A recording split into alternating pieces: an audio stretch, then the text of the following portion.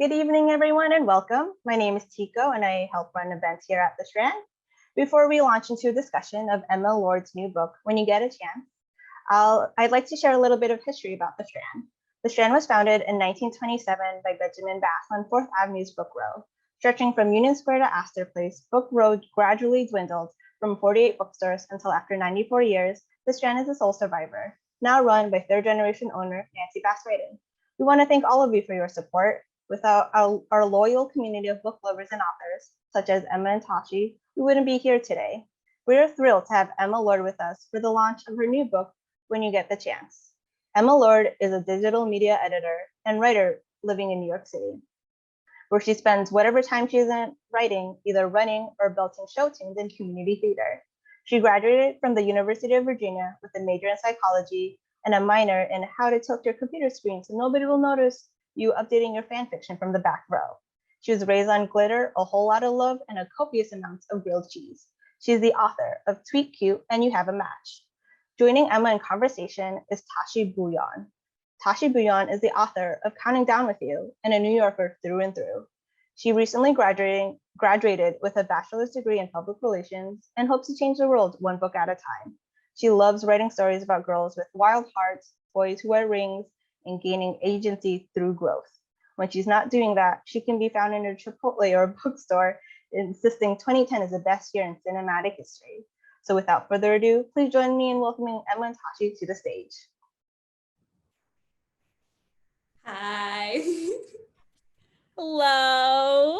Oh my God. It's so nice to see you again after like 2 minutes. I know, gosh, I've missed you these past 2 minutes. Goodness gracious. I like being cut off like mid-conversation, but oh my God, congratulations. Your third book is out. How do you feel? I feel the power of ABBA flowing through me. I feel glitter. I feel joy. Honestly, what more could you ask for? Oh Truly. My God. I'm so excited to talk to you about this book. It was such a delight to read. It was so like warm-hearted and soft and big and dramatic and just like all the best things. That especially fills me with joy because I am, as you know, from all of my gushing emails / discussions, I am a huge fan of yours. So that warms my little heart. We love being fans of each other in this house. So we're just gonna spend the whole hour talking about how we're fangirling each other. Basically. Exactly. I think that's just what we deserve. Y'all are here for the rest. Okay, first of all, pitch me the book, all the tropes, all the fun things. Like pretend this is like an AO3 fanfic and you're like telling me the tags of the book. I've been ready for this my whole life. I'm tagging ABBA, I'm tagging in Broadway, I'm tagging in New Yorker and very sassy about it. I'm tagging in, I'm like frenemies to something more. Kind of like a little rivals. Yeah. We've got some rivalries in there. We've got some found family. We've got a lot of found family. We've got a lot of desserts. Like, is there like a dentist's beware tag on like it? A little like tooth rotting fluff kind of. Yes. But like literally tooth rotting. Many just copious amounts of just recklessly mentioning every musical that has ever rattled out of a person's brain. Honestly, I don't think I've even heard half of them until I was reading it. I was like, oh, okay. I was like, I'm gonna run out of musicals. And then I was like, no, I'm not. That's like physically impossible. There's too many. I've seen that you've been in like Broadway stuff before, like, you know, like in your own school and stuff like that. Like, do you love, like, has this always been like a big thing for you? I would say it really started when I was like 11. I heard the soundtrack to Into the Woods for the first time, and I was like, it's fairy tales and murder, and that just really got me. And when are you gonna start putting murder in your books, Emma? I know. Well, yeah, no spoilers. No, I'm kidding. This is my favorite murder book. JK. It's actually a murder mystery. So I would say that that's what started it, and then I went straight to Sweeney Todd. I went real dark, and then I kind of crawled back out with Wicked. But I've always loved to sing. I just as a kid, it only really occurred to me that like musical theater performance was like a thing, because I was like that kid who was like singing Dixie Chicks on the talent show circuit when I was younger. I was like, and I think that was your right. I think that was kind of iconic of you. Thanks, Natalie Mayans. But I really just got into performing in high school, and you know, it's very easy once you're like in that group of like, you find a group of theater nerds to like just go down into an abyss that you never come out of, and here we are. We're in the abyss we never came out of. Well, now you're getting paid for it. So. Yeah. Hey. Financial compensation. Finally, that 6 months that I thought I was going to be a musical theater major, they finally paid off. When you needed the most, they came through. But okay, so one of like the big hearts of this book was like the father-daughter relationship, and it's like it's such a huge part of the story, and there's so much love, but it's also like so complicated because of Millie's mother and like what's not being said. So like, what was kind of your approach to writing this relationship? It's funny because when I had the idea of doing kind of like a gender swap Mamma Mia, the first thought I had in my head was like, I need to establish that this dad is like not a complete and total player. Cause like I know you made him like such a little nerd.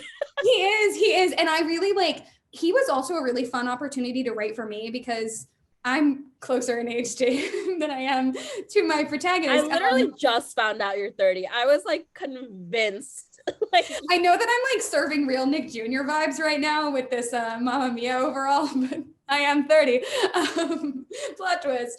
But it was really important for me to establish that he is somebody who loves being a dad, that he is very much of the millennial generation and is very sweet and kind of like fell into this situation with Millie as a baby, and to just like really emphasize how close they are, and that what Millie's looking for when she's looking for her mom, it's more answers and not the love that she already has.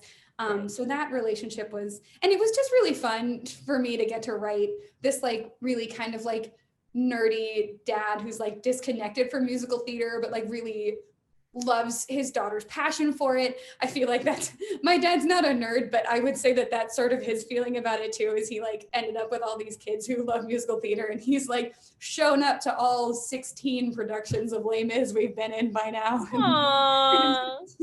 There for it. So I would say that's kind of what played into it. I really wanted that bond to come off in a strong way. And I think it really did. Speaking of like him being a millennial, I love that you brought LiveJournal into this book. And like, what kind of inspired you to like bring that aspect of like the 2010s, like 2000s, like kind of, you know, like I'm like, wow, I used to be on LiveJournal back in the day when I was like 10. Well, I like looked really deep inside myself, and I was like, if there was something embarrassing that I didn't want a future kid of mine to find, where would it be? And I mean, like, other than like all 15 archive of our own accounts, I was like, you're not gonna like drop the identity of somebody's mom in there though. So I was like, it's got to be either LiveJournal or Tumblr. So I scaled back, and I was like, I feel like LiveJournal's the easier hit on that, because that's where we like did the thing where we like journaled, and we did the thing with the mood where we were like, I'm feeling sunshine, sad face, like these really oddly specific moods. And I was like, I feel, and that was also when I remember when I was stalking guys in college or like in high school, that would be the thing that you would sometimes find is their LiveJournal from a few years before. And it would be things they'd completely forgotten they'd written. And you'd be like, I can never bring this up to them. Like, I can't believe I found this. And I was like, so that kind of inspired it too, as I was like, I bet this is more common than we think. I love that. I was reading it and I was like, this is so iconic. Like, and it just really showed like how young really the dad is, that he would even be on like LiveJournal. Like, I feel like I knew like going in like he was young, but then like when I was reading, I was like, oh, like he's like young, like he's chilling, like he's vibing. And like knowing that he was only 21 years old when like he got me, like I was like, I need to protect this man. I need to hold him in my arms and like protect him.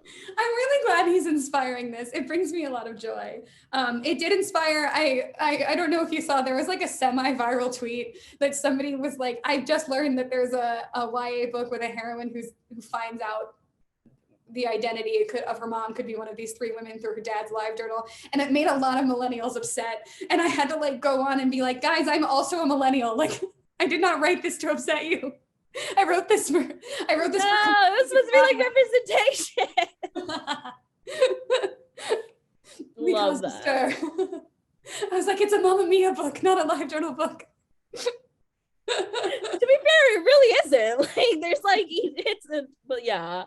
I love that Teddy's the one who's kind of like really diving deep into like this whole event. What was it like writing like this like kind of like brother sister relationship, but like they're not actually related, but like they might as well be, really. And like their friendship is just so wholesome and fun, and like I love a good platonic like girl and boy relationship. So like talk to me about it. I really wanted that for it too. I kind of wanted that vibe of like I feel like I can Spider-Man reference you with Ned and Peter on Man in the Chair, where I just like I wanted them to be co-conspirators.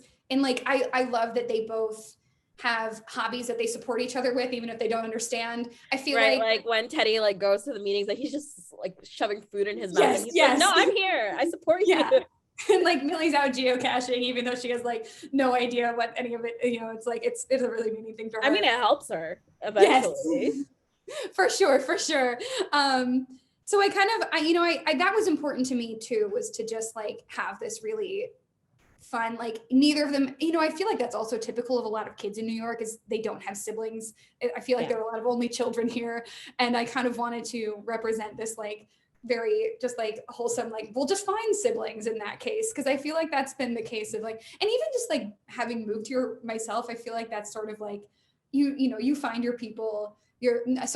Not having just moved, I moved here 7 years ago, but like New York does kind of have that vibe of like you find your people and you stick to them, and I love the idea of them just like literally having done it from birth.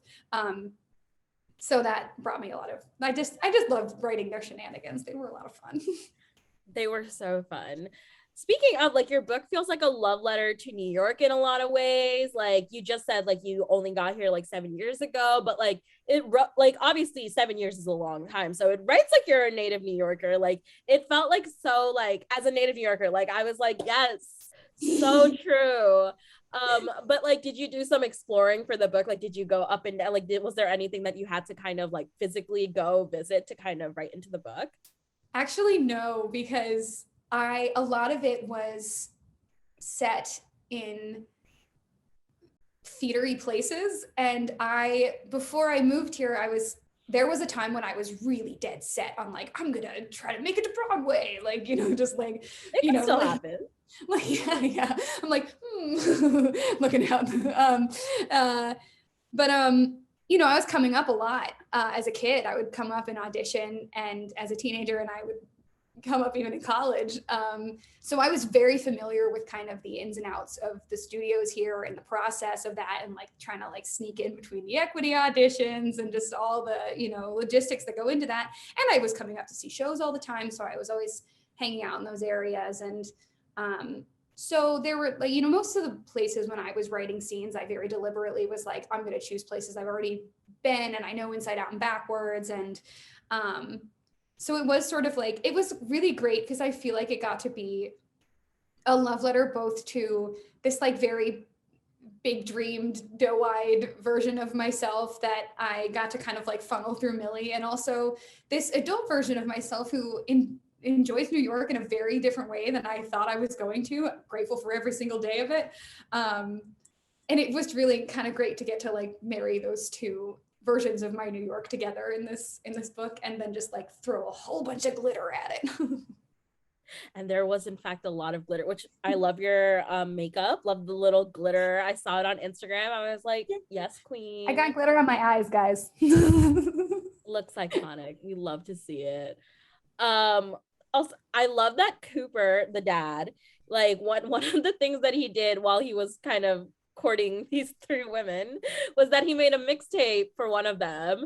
And so it made me wonder, like, did you have a playlist for this book, and like what kind of songs are on there if you did, and like what were you listening to while writing this book? Well, I have a writing this.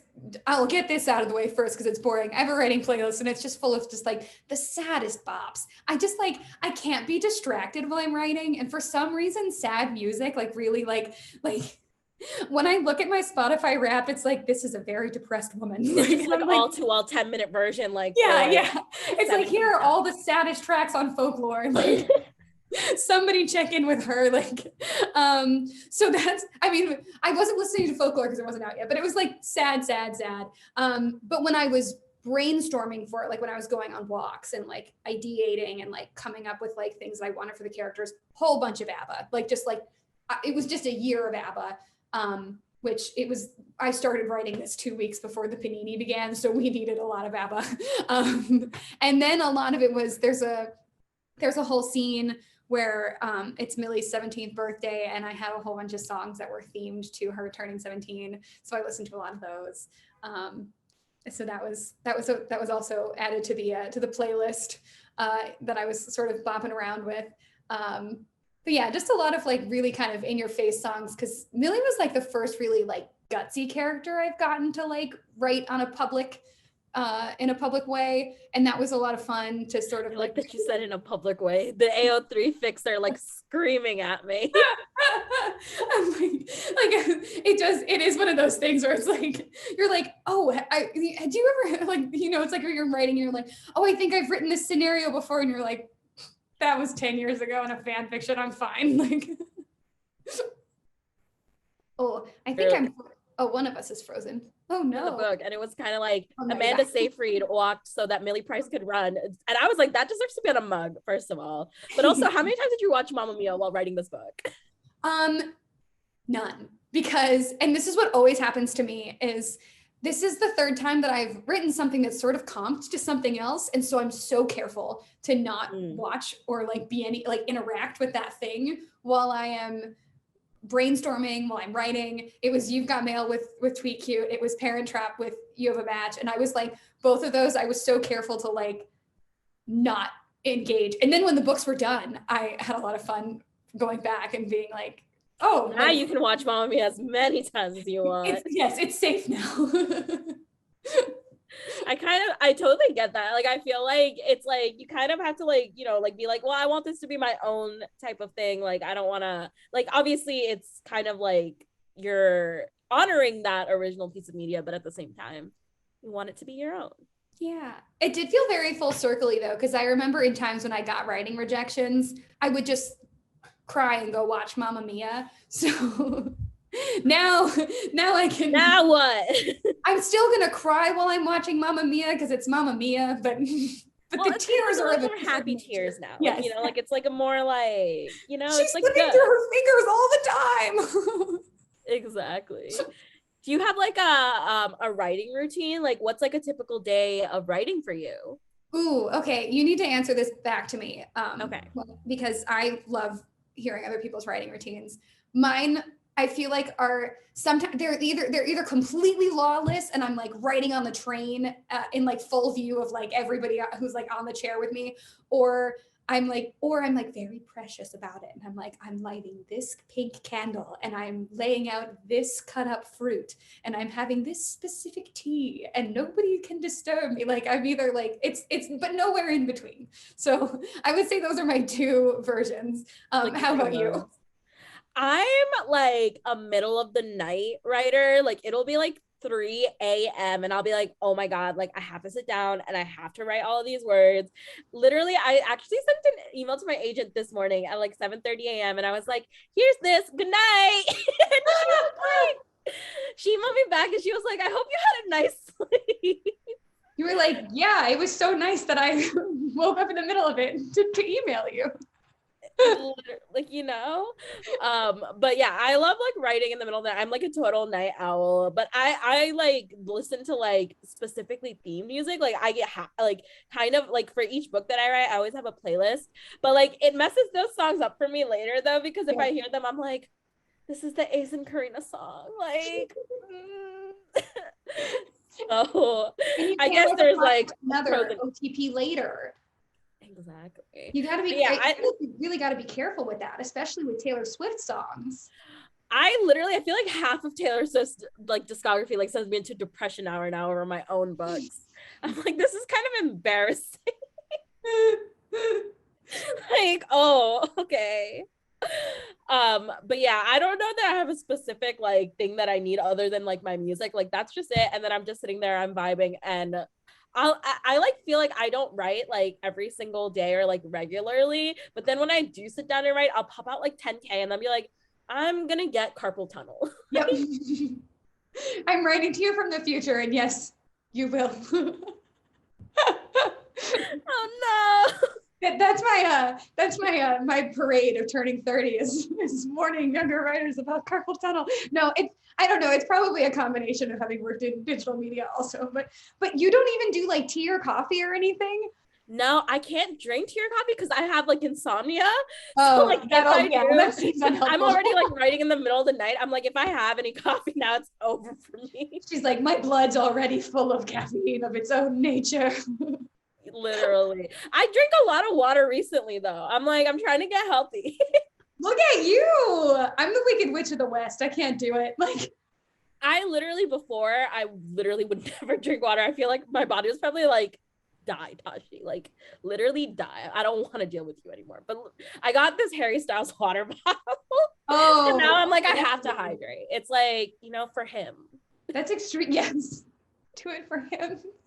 That's extremely motivating. Okay. Maybe that'll be my strategy. If I ever decide to hydrate, I haven't gotten there yet, but like someday it could change for me. I'll look into that. I have faith in you. Thank you.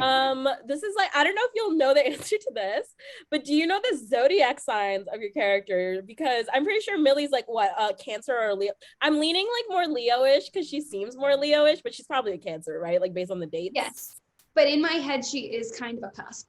She's definitely a Leo rising. What about the other characters? The what? Oh, other characters. Gosh, I think Oliver's definitely a Capricorn. I have not put a ton of thought into the other characters' zodiac signs. I want to say Chloe's a Pisces. Oh, she seems like a Pisces. But I know that logistically her birthday is somewhere in the book because it had to be. So right, yes, because of the two. Yes. I'm gonna have to fact check myself. But if not, she's a Pisces rising. If anything, yeah. But yes, that now I'm gonna have to go back because I feel like if I go back, they'll tell me themselves, the characters. Right, like in your heart, you'll be able to kind of feel it. What's your sign? I'm a Cancer, and I'm already forgetting my rising and moon signs. My sister knows, but I don't because I keep having to ask her. I keep having like every time we do one of those things, on Twitter where it's it's like based on your big three. Yeah. It's like, which Spider-Man meme are you? And I'm like, but I always co-star. Yeah, I need to check the app. I just like sometimes the thing is though, I'm so sensitive. So if co-star is even like, hey, a hint of an unpleasant thing might happen to you someday in your life, I'll tailspin. I'm like, I'm done. Like, would Millie know her birth time? How would she do her chart? She wouldn't, right? Because I guess because she doesn't have her birth certificate, so I guess she can't do her chart. She just knows in her heart she's a Leo rising. Right. She just feels it. It's like in her soul. I loved Millie's transformations. Did you ever go through anything like that when you were growing up, or you just completely changed everything? I thought that was kind of a fun thing because I feel like like Millie has this thing where she reinvents herself every 6 months. And I feel like when I was growing up, I had this thing where I looked around and saw everybody else reinventing themselves, like with like whatever was like fashionable at the time. And I was always 6 months behind. Like everybody else owned a pair of Ugg boots. And like a year later, I was like, hey, do I want a pair of Ugg boots? Like, it never occurred to me like until like everybody had something for me to be like, oh, and then it would be like done by the time. So this was sort of me rewriting my Millie's like the trendsetter. Yeah, like Millie's setting the score here. And it's, in adulthood, I do find that I do go through phases like that much more often, but not in like a I'm searching for myself way, just in like I'm interested in this kind of thing now, and it's fun, and the vibe changes, and I somewhat know what I'm doing now. She says in the Nick Jr. outfit, but no, literally, I'm like one of those people that like I'll go through like something sad and I'm like, I need to get bangs. Yes. As you Yeah. can see. I literally was like on the couch with my mom the other night and I was like, I'm gonna cut my hair. Like In the bathroom, like just shearing it off. do you think you're somebody who goes through like clothing phases, or are you pretty like set in your fashion ways? I recently just like since I moved out, I've been like trying to like get into like new fashion because now I'm like my mom can't perceive me, so I can wear whatever I want. But I like kind of knowing other people's style. Like I did this over the summer where I like went to all my friends and I was like, can you pick out like an outfit for me? And like I'll like see like like if it's like within my budget, I'll just buy it and I'll wear it so I can kind of see like if I like the vibes. So like that was kind of fun to kind of explore that. I feel like I'm like a really dressy type of person though. Like I like the fun like like sundresses and stuff like that. Like I very like flower-esque. That's such a fun idea because who knows you better than your friends do? That brings me right because it's like they put their own twist on it, but it's also like they know what would fit you. Like they know like obviously they're not going to put you in something you would never wear. Exactly. I'm gonna DM my friends and they're all just gonna be like, maybe just that same plaid shirt that you wear every day. See, I get very like gussied up for these things, but I dress like a teenage boy like pretty much every day. Like, and that's kind of your right. It is. It's very comfy and it is arguably fashion. Everything's fashion. Fashion. It's a panini. It's fashion. Fashion. So for the book, what came first? The plot, the characters, the romance, etc. Like what was the initial seed of this and then how did it transform? They all kind of just crashed into each other at once like a meteor. I remember exactly where I was. I was on like a long run in Central Park and it was a weird day because it was really warm out. And it was I went really early because I knew it was going to get hot and there was like nobody out. And I was like, this is kind of spooky. I'm just going to think of some book ideas and try not to get spooked. And then I was like, haha, it would be really funny to like do a gender swap Mamma Mia, but nobody would actually do that. And then I like ran another 10 feet and I was like, I could do that. Yeah, I was like, And then like I immediately Millie came to me right after that because I love all of these kind of narratives that are definitely more popular of like kind of like girls coming into their own and like discovering their talent and like really like making it their own. But I also love the idea of writing a character who's like, no, she like already knows what she's capable of. And I feel so like ambitious and like like, and I feel like if you're going to be a musical, like having been surrounded by musical theater kids, I would say I was definitely much more skittish. Like when I was like showing up to auditions and stuff when I was younger, because I like did every more of like a little Chloe. Like yes, I was much more like Chloe, where I was like, I would like go and I would be like, everyone here is the alpha, and I just like I like go in, sing my pretty little song, and I'll leave. But I was surrounded by these girls that I just always really admired and was like doing everything I could to be like, who just were like there and they knew what they could do and they were and I felt like that was something that didn't come to me until like much later in life.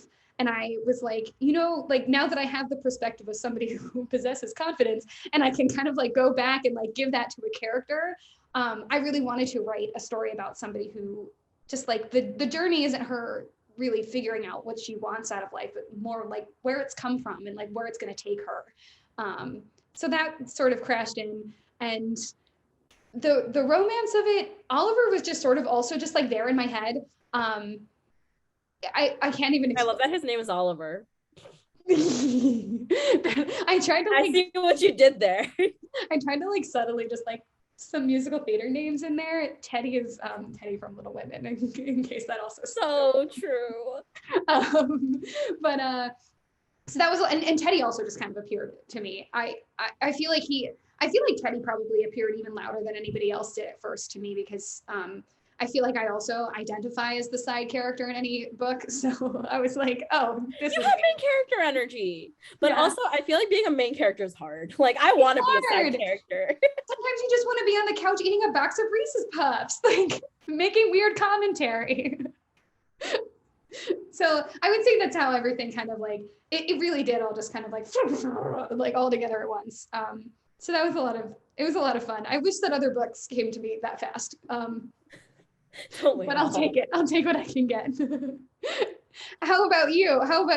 Do you normally have things sort of just crash into your brain at once, or? I feel like what happens to me is I'll like watch some media and I'll be like, I could do this better.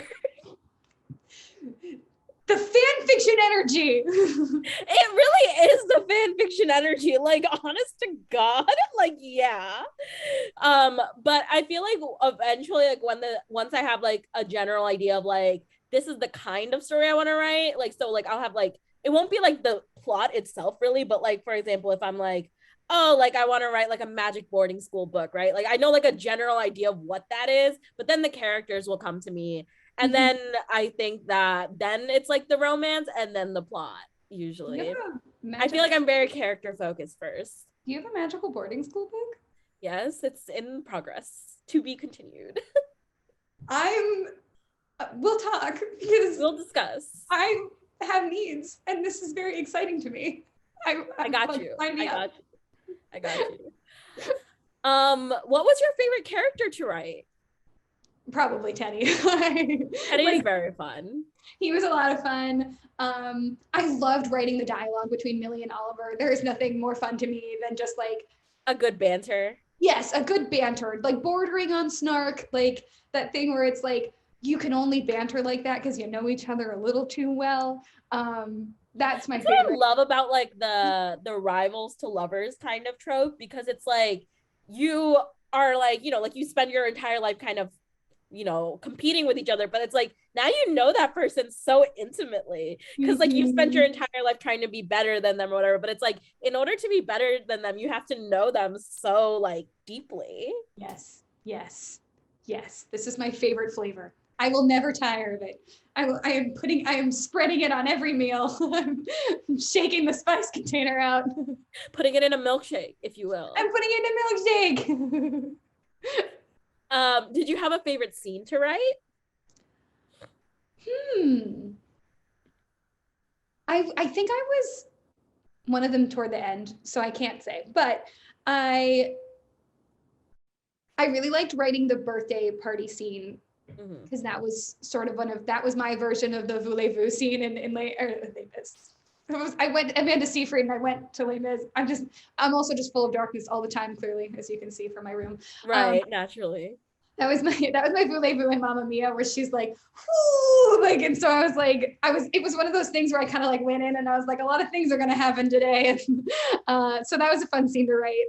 I really liked the scene where there's a scene where she's performing in a very legendary space. I guess I won't say anything because it's not really a spoiler, but it's in anyway. Yeah. I got the chance to perform there once a few years ago, and it was very exciting. And so I really did get to like pull that out and be like, wow, I didn't know that was book research. Kind of a flex. Yeah. I was like, like, this is I mean, it was like not through anything like super fancy. It was like through like a media thing, but it was like, still. Yeah, I know. I was like, I still get to say that forever. So that was a kind of fun thing to write too, to be like, oh, like I actually have an experience with this that I can draw from. So that was a lot of fun. I would say those two are probably my favorite. So true. If Millie met Pepper and Abby, do you think they'd get along? I do. I feel like Millie would be in charge, even though I guess she is the youngest. If we're like going in order of like when they were written, right? And I think Millie and Abby are the same age. I think Abby would just sort of be like, Abby would just sort of be along for the ride. I feel like she'd be up for it. She'd be up for the adventure.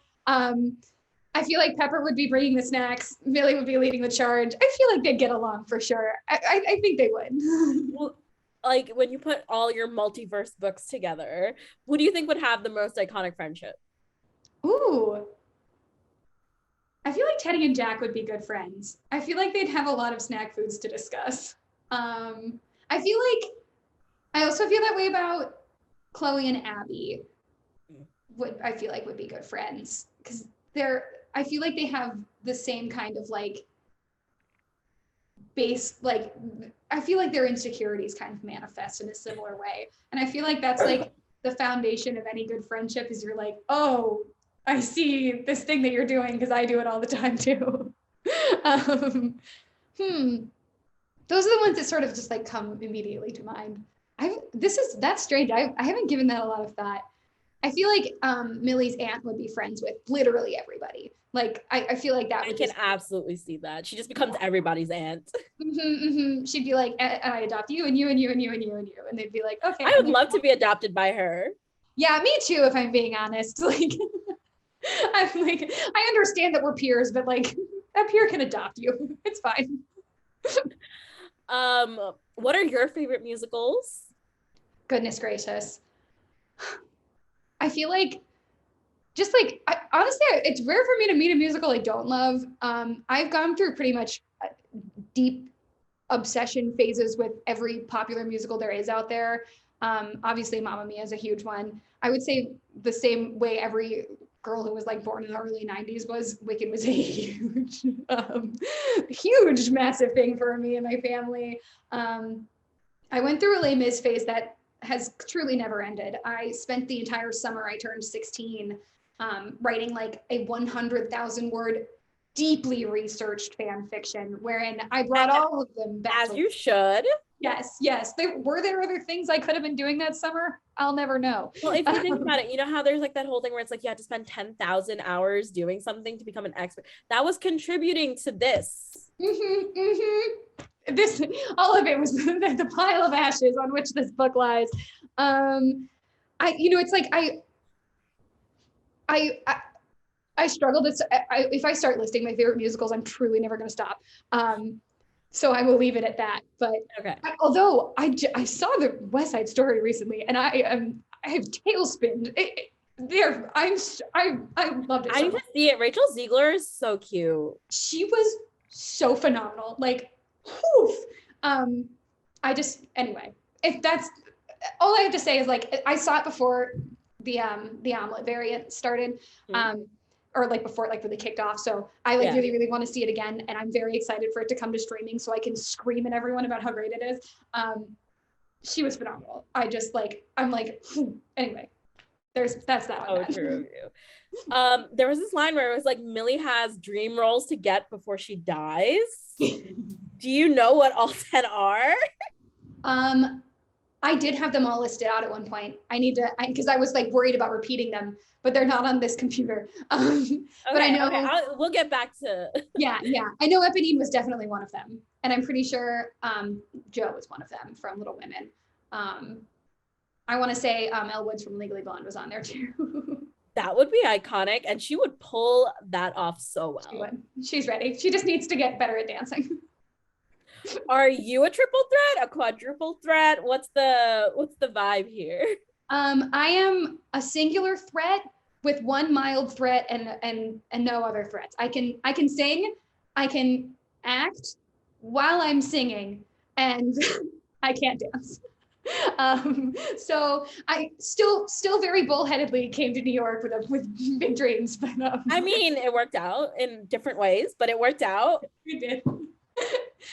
I do. I think it's one of those things where when you get older, sometimes you like find out that there are some things you were like meant to be able to do, not for the money or the just to enjoy them. Enjoy. You know, I feel like that was like that was sort of the journey of my 20s. Because I also tried to like go out and like be a singer-songwriter for a while, and it wasn't even like, I don't know. It's just one of those things. It's like I was never quite settled in my skin when I was doing those things, and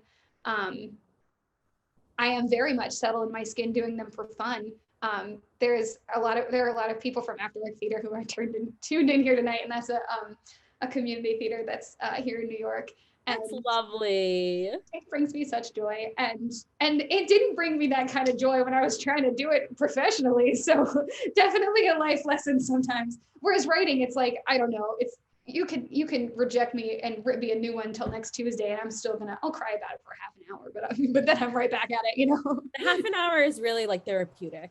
You gotta have the moment, and then you're like, I'm gonna just go buy another notebook and get back in.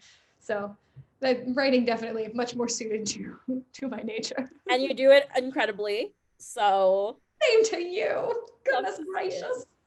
What's next in the works? Can you talk about anything? There is a book in the works. well, she's worked. She's it's I guess what I'll say for now is it's a college book. I'm very excited. It's about the main character transfers in the middle of her freshman year. And that's sort of drawing from my own experience of I transferred in the middle of my sophomore year. It's still very YA. I still wanted to keep that same tone of these other three books, but kind of explore this world where there's a little more independence and a little more room to grow, and so I'm really excited about it. So that's sort of what's in the pipeline. Can't wait to read it. Oh my God. It looks like we have a bunch of questions. So should I pass it off to the Strand to like have like a little Q&A? Yes, we have a very nice amount of questions here. Let's start with the first one off the top of the list from Kadeen. This is for Emma. Kadeen. This is for Emma. They asked, how do you name your characters? Pepper, Abby, Day, Millie. The names are so memorable. How do you pick? Oh, shucks. I will say Pepper was the hardest name for me to pick. I had like 5 names for her usually when I'm picking a name, I will straight up go to every baby name website and I will have a vibe that I want for a character. And sometimes I will literally just put in the adjective and like see what names come up. Or like I'll have like a name that I like, but I know isn't right for the character. And those baby name websites will do those things where it's like, here's some names like that. This is why I have a lot of ads in my sidebar that are like pregnant, alone. I know. Like, lay off. But Pepper, I actually, that kind of came out of nowhere because I really wanted the Pepper Jack ship name. And as soon as I was like, iconic ship name. Thank you. As soon as I heard, because I already had Jack's name like really nailed down. And I don't even know what really made me think even of Pepper Jack. But once the name Pepper latched my brain, I was like, that's absolutely who she is. Like, and I love the idea of her real name being Patricia. So it was like sort of like this like thing where like she kind of has this like more like formal side to herself, but like Pepper's sort of like showing that she is, even though she's like this very like kind of buttoned up person, like she is kind of like a fun and spontaneous person, you know, in her heart. Abby was just, that's just kind of a name that I had picked out for a really long time, and it just felt like the character was right for her. Millie, also just like, I didn't even really make a decision to make the names all musical theater names. Millie kind of did just pop into my head.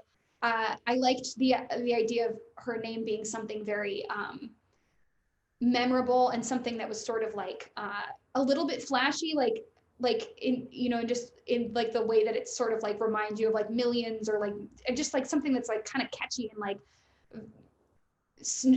show busy. I wanted her to have like a show busy name, and which is why her last name's Price. And then I kind of went from there, and I was like, oh, like I could just do a lot of fun musical theater nods in these names. So that's where their names came from. But a lot of it is just vibes. And this is a good segue to another question from Sherry. Did you prefer writing Jack or Oliver's character? Oh, ooh, that's a good question. I would say I loved writing them for different reasons. I think Jack was more fun because I got to be in his head. I like got to literally write from his perspective. And so I felt like I got to inject a lot more of myself into it.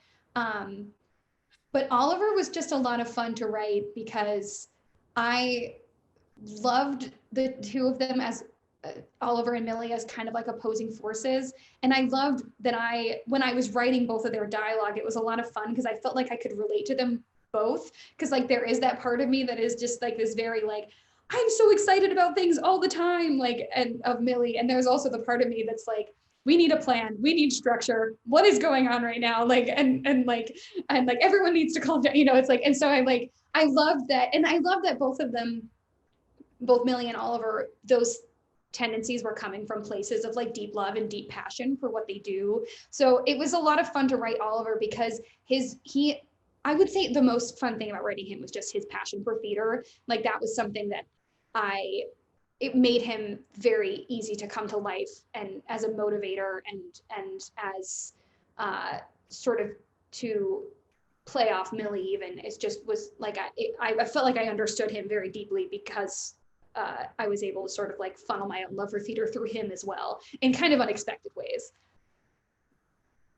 And I have a question for Tashie. Which one of your characters from Counting Down with You do you think would get along with characters from When You Get the Chance? Ooh. I think Cora and Millie would be best friends. I agree. It's like they are both very chaotic and loud and out there, and I think they would absolutely adore each other. But also, I would be scared to be in the same room as them. I'd be like, what adorable public menaces. Like, literally menace to society. Like, you have to like lock them in a room and just kind of be like, have fun. You don't know what they're coming back to, but they're gonna have a good time. Yeah, I think Ace and Oliver might like get along. I think like, you know, like they probably just sit there in like silence, but like every now and then see like a funny meme and be like, look at this, and then go back to their phone. Yep. I feel that energy also. Like they're just buds. They're just vibing. Yeah, they're buds. We have a lot of questions in regards to like the writing process. So we have another question from Sherry. What is your favorite part of the writing process? And then we, in conjunction with that, do you have any, from Anonymous, do you have any writer habits or routines you would recommend to new writers? I think I've got two favorite parts of the process. And one is when the outline's finished, because then I feel like I have like a sense of control over what's gonna like, I'm like, okay, like I've got a bird's eye view of the situation. And I just love the first draft. Like the first draft is a lot of fun for me. It's always funny talking to other writers about this, because I feel like other writers are like, I love the editing process, I hate the first draft. And I'm always like, the first draft feels like throwing Play-Doh at a wall, and it's a lot of, you know, maybe this is just because I don't know if you feel that way, Tashie, but maybe it's just the fan fiction energy of it all. I also really like the first draft, but my favorite part is definitely like brainstorming, like when I'm just like because I think it's kind of first drafty, like when you're just, because it's kind of zero drafty, I guess, when you're just like literally throwing ideas anywhere and everywhere, and the story could be anything at that point because you're kind of making it. Like I feel like when you're editing, like that's also fun, but it's like now it's done, like, you know, like now it's like it knows its shape. But I like just tossing things and like also like making my friends scream, like, you know, like sending someone and being like, what if I did this, and then being like, I will literally murder you in your sleep. Like, I think it's the ideal response. Yes, that's how you know that you have to do it. Right. That sparks joy. I forgot what the second part of the question was. The second part of the question was, what advice would you give to new, or like writer habits or routines would you recommend to new writers? I guess breed chaos is my advice, in terms of like like if you know, I joke about sometimes having to get into like the vibe and the mood, but I really do just think it's like, if you've got an idea, write it down immediately, because sometimes you'll just write down the idea and sometimes you'll find that there's more stuff pouring out of you, and you've got an hour in you, and boom, there's 1,000 words on a page. And I think you can just like never be, I don't think there's anything that you can ever be too precious about when you're writing, because it's never going to come out the way it's supposed to the first time. And you might, you know, it's like I have to tell myself even this sometimes, because sometimes I'll be right in the middle of something, like I'll be on a run and I'll have a really good idea and I'll be like, I'm on a run, I want to keep running, and then I'll have to be like, no, you have to stop. Like, you have to stop and write this down. So breed chaos. That's my advice. How about you, Tashie? I think mine is like to set specific time aside to like actually write, because I feel like that's a lot of thing where you're like, I'm gonna write, and then like, you know, like things just get in the way, life happens, whatever. But I feel like if you set aside like a specific, even like 20 minutes in your day to be like, in these 20 minutes I'm gonna write, I think that helps. Like it goes a long way, because even like 100 words is still more words than you had before. So I think like setting aside specific time, but that might be the Virgo in me.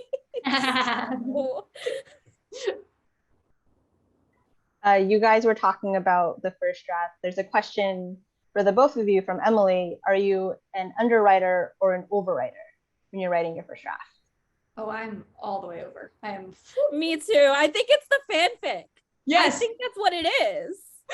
Exactly. No, literally. My little Harry 100%. Styles back here. Hey, buddy. Wait. Oh, I've got this is David. If you're watching, I'm pulling Harry Styles' lamp out. Oh my God! Wait, I have the exact same one. It's literally, I don't know if you can see, it's like, oh my gosh, desk, like glowing right now. Harry's gonna say hi to each other. Mine's plugged into the wall and the wall's behind, so I can't pull him out. But yeah, mine is literally, oh my God, that's crazy. This is also a very important part of the writing process. I agree. 100%. That sparks joy. I forgot what we were talking about. I got excited. Me too. What were we talking about? Oh, overwriting. Yeah, overwriting yes, or underwriting with your first draft. Yes. I feel like from writing fanfic, I'm like, because like when you write fanfic, there's no limit. Like they're not like, we don't have enough pages for this. Like yeah. Keep going. And also because like everything doesn't have to have a purpose. Like in your books, like, you know, like everything has to be moving the plot forward. But in fanfic, you can just be like, here's 10,000 words of fluff that is useless, but I enjoy it. My favorite is when somebody does a review where they're like, oh, it would be such a shame if such and such happened, like in a way where they're like clearly like, I want this scene. Can you write this scene? And I'm like, I'm in. Like, say less. I'm doing it.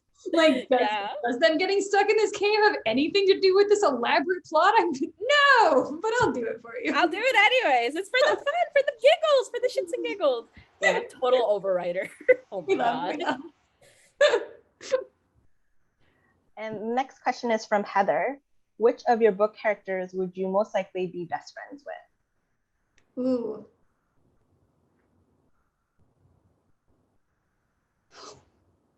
Wow. I feel like I just had to pick a favorite child. I know. I was literally like. and I know that question is coming from Heather, but I will say probably Heather. I feel like that's Millie's aunt. I feel like she'd be a very easy person to befriend, and also she owns a milkshake / singing or music club, and that who wouldn't want to hang out in a place like that? Like free milkshakes all the time, free music, free vibes, and it's pink. Everything's great. What more could you ask for? What more? Who would you say, Tashie?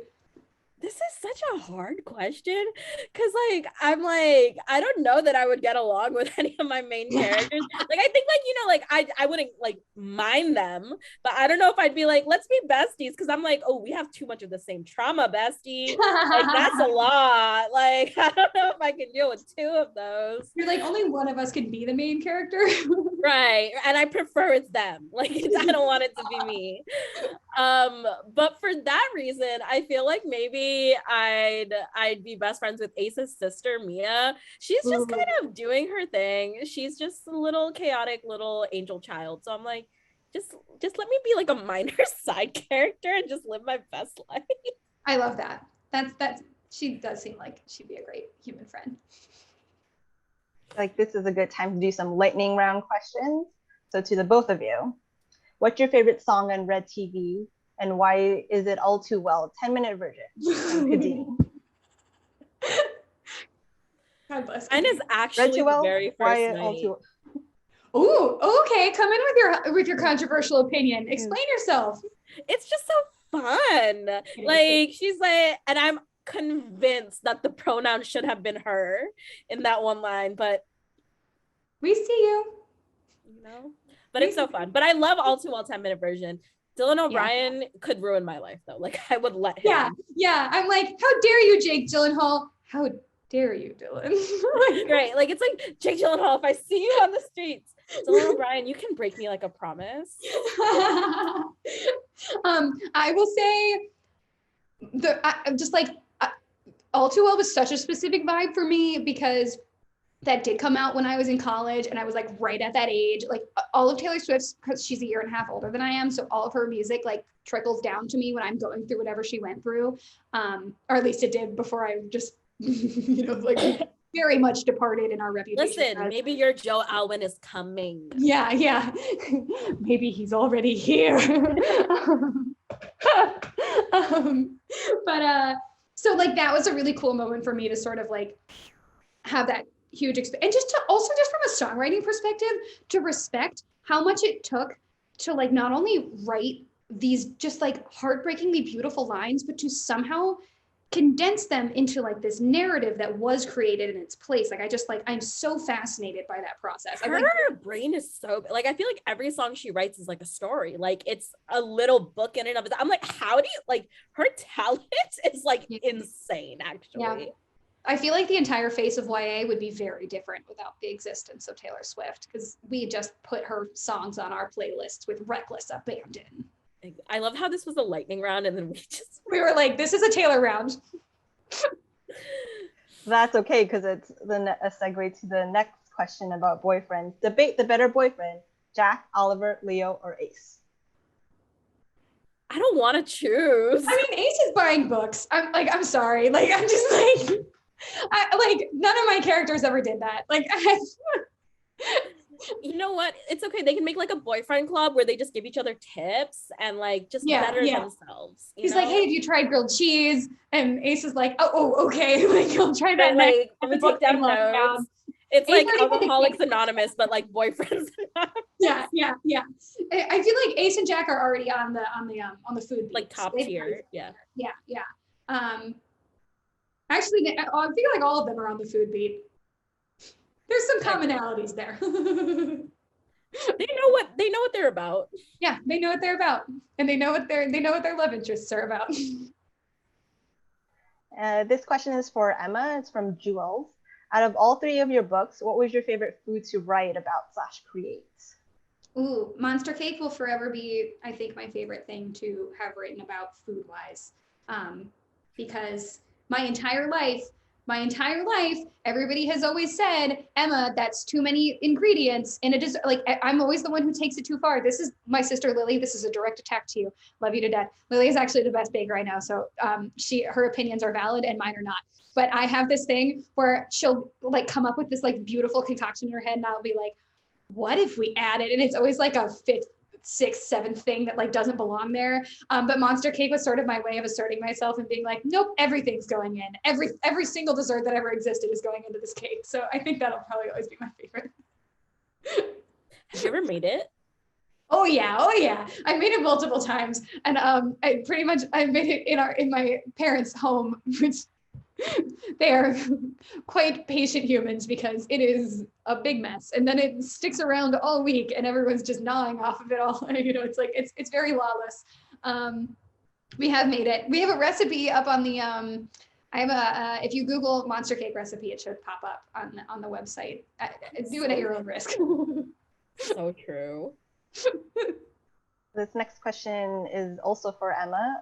It's from Mackenzie. I've been obsessed with your writing, specifically your metaphors. How do you come up with such creative comparisons? Oh gosh, thank you. First of all, that's so sweet. Honestly, I feel like some of it was, I don't know. I feel like when I was younger, I was really shy, and I like didn't have like a lot of ways sometimes to describe what I was feeling. So instead of just saying the things I was feeling, I would be like, let's give somebody a very convoluted way around of saying it. So I think that's sort of why I really love playing with metaphors, and I think that's sort of like where it like kind of, well, also I think they're also a great source of humor, and I feel like that was also kind of my end when I was shy, was I'd be like, well, I can try to be funny. And so it sort of became, I would say, I would sort of say that's just how my brain started operating. And then it just sort of expanded out from there. Also, writing fan fiction, we're big into metaphors. Like we're It's because you want like the iconic lines that people are like tweeting and they're like, oh my God, like, or like make their Twitter bios and stuff like that. Yes. So I would say that those are some of the evolutions for the metaphoring. But thank you, that just made my day. And we have time for one last question. This question is from Allison. Do you ever meet someone in real life and think, this is going to be a character in my next book? I will say I have definitely borrowed traits from people that I know, but I don't think there's anybody who's like specifically like, and by that I borrow from my sisters for pretty much every heroine I've ever written. Like they're all just like combinations of me and my sisters. But a lot of like friends go into friends for sure. I will say there every now and then there are scenarios that people give me that I'm like, I wonder if that scenario was heightened in a way that would be a fun thing to write about. But it's always like very harmless ones. It's like silly, like prank kind of things, never like plot, like hinging on the entire plot of a book. And I always run it past them. So if you are one of my friends watching this, I promise I'm not going to like put on a memoir for one of you in a hot second. Honestly, you're right. I like to make like a lot of my friends like random side characters, like the most like irrelevant like character, like they're not part of the plot, like they don't actually contribute, but I'm like, here, you can have like a little cameo. Oh yeah, I had cameos in Tweet Q for sure. Thank you so much for everyone that has attended the event and for everyone that submitted your questions. I'm so sorry we can't answer them all. We want to thank Emma and Tashie for coming here for the event. If you haven't purchased a copy of When You Get the Chance, the link is in our chat on the right-hand side. And if you also want to pre-order Tashie's book coming out this May, the pre-order link is also on the side. Thank you for everyone for attending and have a good night. Thank you.